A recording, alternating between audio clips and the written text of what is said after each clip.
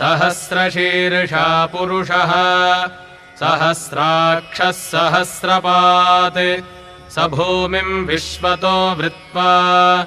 अत्यतिष्ठद्दशाङ्गुलम् पुरुष एवेदगम् सर्वम्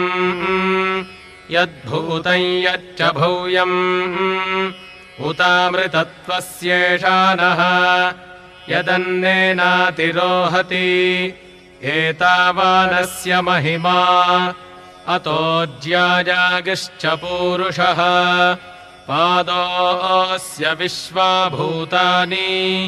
त्रिपादस्यामृतम् दिवि त्रिपादूर्ध्व उदैत्पुरुषः पादोऽस्येहाभवात् पुनः ततो विश्वम् व्यक्रामत् शासनानशने अभि तस्मा